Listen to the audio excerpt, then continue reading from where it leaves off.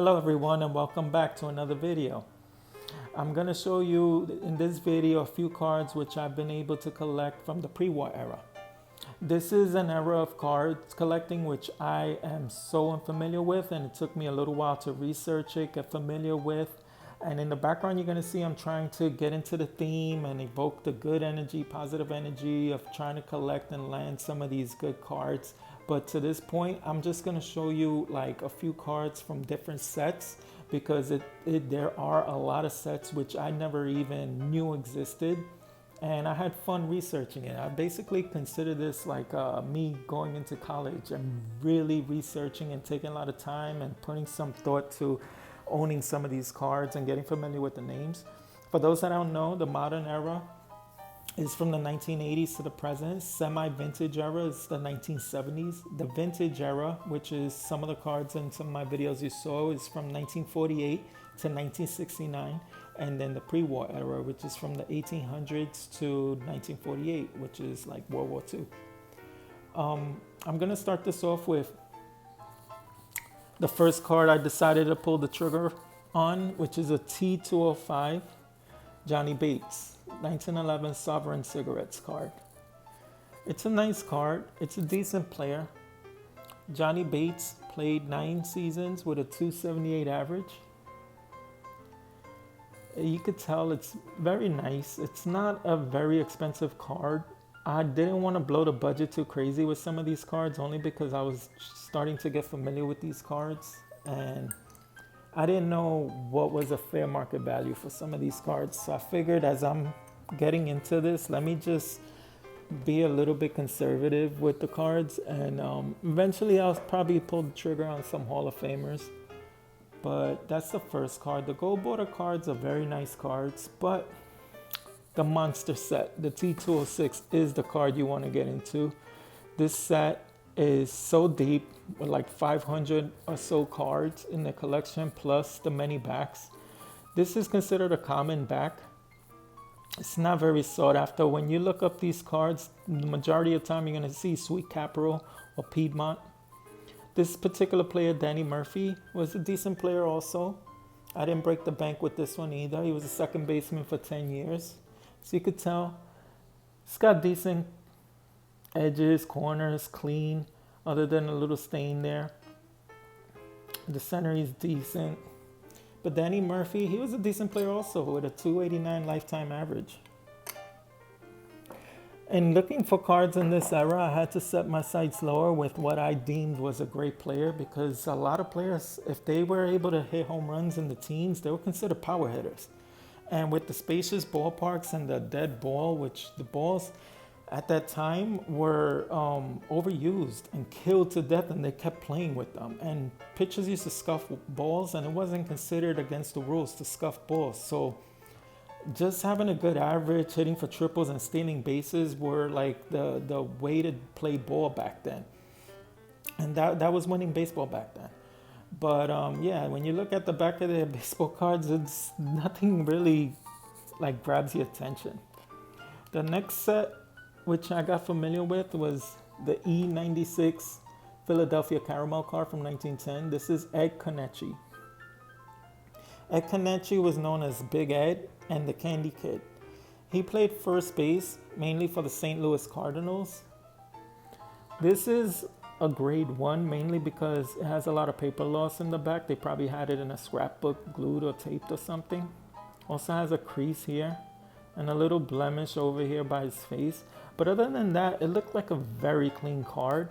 And I paid basically like, I don't know, $40 for this card. And for how clean it looked, I just said, you know what? For a decent player and a clean looking card, sharp corners, I really like this card.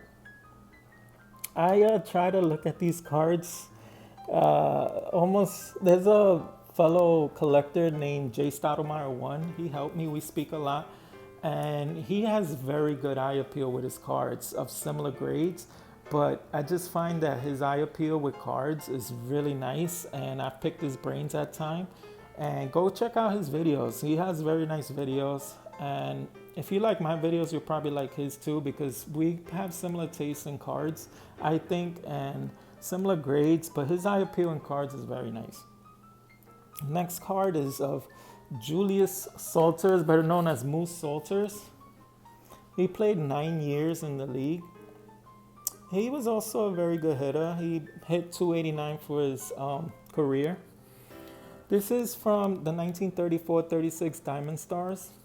At the time, I started looking at Gaudi sets.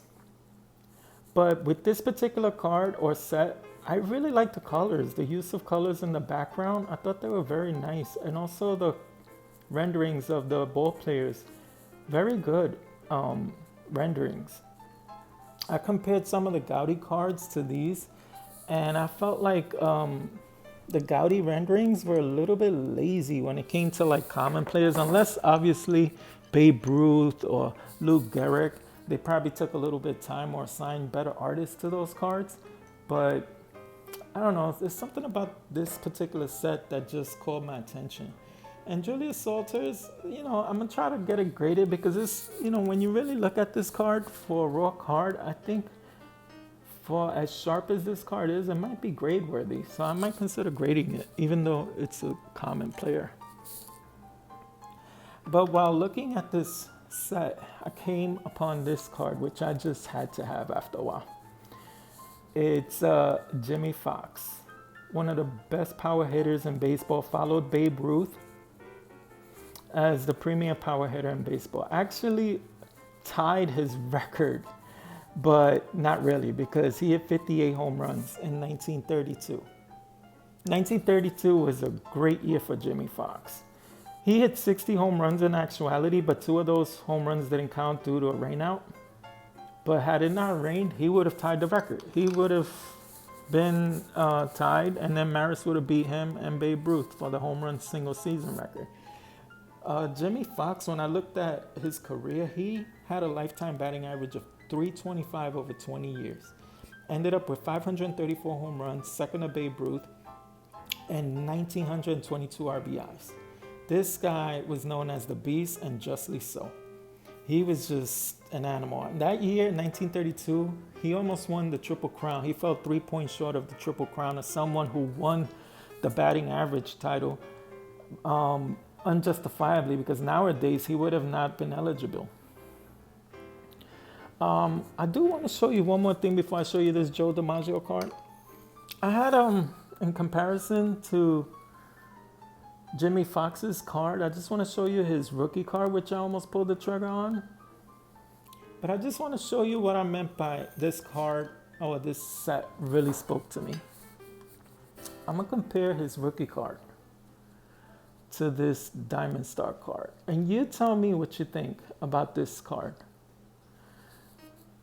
Look at how sharp the Diamond Star card. It looks like Jimmy Foxx. And the Gaudi card, you can't even tell who that is. It looks like a cartoon figure, like some high school kid. They paid, a nickel to draw this card out, and then they printed it. And this is the reason why I couldn't even pull the trigger on this rookie card, because it just didn't call for me. It just screamed like lazy art. But maybe I'll add it to my collection eventually. But that is the main reason why I pulled the trigger on this one. For the same amount that I paid for that 6, I probably could have owned a 3 or 4 in the Gaudi Jimmy Foxx rookie card. But like I said, maybe I'll add it. But here I have a Joe DiMaggio card. My first Joe DiMaggio card. This is the last year I think he played. This is from the Burke Ross card collection. It's not a pre-war card, but I was looking for his Gaudi card, his play ball card. And then I saw this card.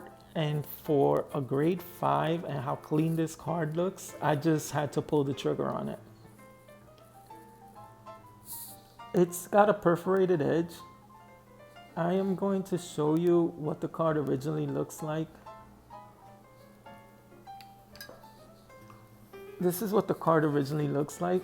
If you could find it unripped, but at the times people used to tear them apart. They didn't think they'd be so collectible, and they just put it in their album or scrapbook or whatever. But nonetheless, it is a Joe DiMaggio card. Joltin' Joe, 56 game hit streak. Married Marilyn Monroe, had 3 MVPs, won 9 championships. Only Yogi Berra has more championships than him. and I was pretty excited. I probably will try to add his play ball card eventually because it's very iconic. But for now, I'm very happy to at least own this one because it's so beautiful, and probably the centering is a little bit off, which is probably kept it from being like an 8 or something, but they're very hard to find. These cards are so scarce. This is the one thing about collecting cards in the pre-war era, is you really need to be patient because the cards are scarce. They don't come up that much, and the ones that do come up are usually ones or two or authentic. And even authentics go for a lot of money because they're so scarce. So for you to end up with cards with good eye appeal, which is what I tried to amass with these cards, you just need to set your sights lower. Be happy with a 4.5 or a 5. And if you get anything higher than that, be prepared to spend in the thousands because that's basically like owning a 10 or 9 if you go into the 7s or 8s. But I did enjoy collecting these cards, and I do have a few on order already of Hall of Famers, so I am stepping my game up with the pre-war cards. So stay tuned for the next video. I'm gonna show you what I do end up with. I'm probably gonna have a few cards graded, so I'll have another video with graded cards, and let's see where this takes me because I am having a lot of fun with these pre-war cards. Thank you. Stay tuned.